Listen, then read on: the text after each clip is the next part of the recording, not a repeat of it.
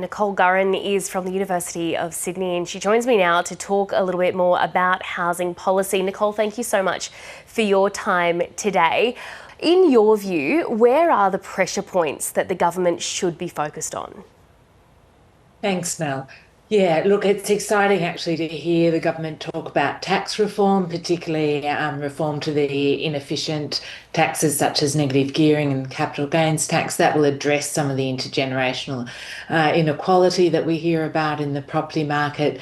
It's very important, but really we need to keep our eyes also on the 10% of Australian households who are enduring extreme housing stress. And for them, it is things like increases in rental subsidies, and it's a massive increase in the amount we invest in social and affordable housing supply that will really make a difference.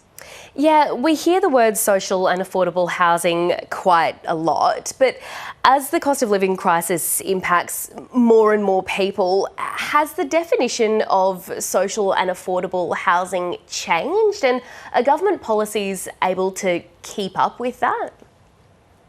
Yeah, that's a really interesting point. Certainly, we know renters across the income spectrum now, including people on above median incomes, are struggling to get into the housing market without some form of government assistance the market isn't providing. And so we've seen some different types of approaches to providing affordable rental housing, for instance, through the planning system, that are a bit different to traditional forms of public housing. We really need to do all of those things, and we also need to look at affordable home ownership. And I think we're hoping to see actually in the budget some real news around new affordable homes for first home buyers to purchase, which will be a bit of a game changer in the landscape. When we talk about affordable housing and making homes accessible, particularly to first home buyers, what exactly are we looking at, and who exactly are we targeting when it comes to affordable housing? Has that metric changed? Is it now including more sort of middle class workers? Yeah, look, the research evidence shows that over the past 30 years, low-income wage earners who were once able to save up and move into home ownership, often in their mid-20s actually, are now unable to secure an affordable rental product.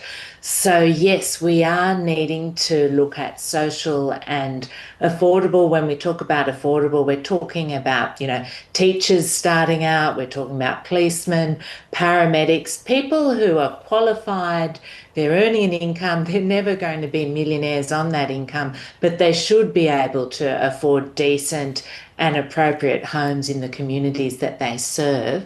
But the market is no longer able to provide that at a price they can afford.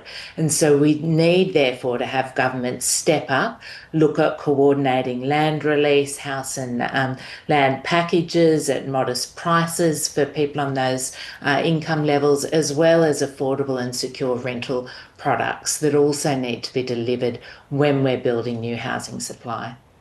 Nicole, you touched on this at the beginning, but there are, of course, a couple of big ticket items that we know are coming: capital gains tax and negative gearing changes. Do you envisage those having much of an impact on the housing crisis and the issues that you're talking about here?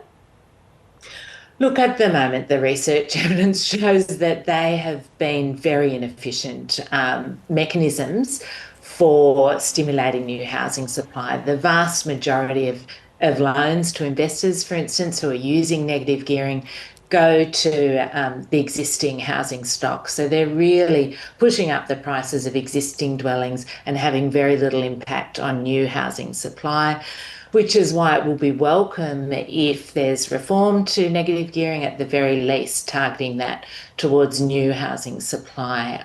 It'd be better to see it targeted towards new and affordable housing supply, but any reform in that space is going to make things both fairer but also stop that counterproductive cycle of tax incentives pushing demand without driving new supply. Nicole Gurran, thank you so much for your time and insights today. Really appreciate it. Thanks very much, Mel.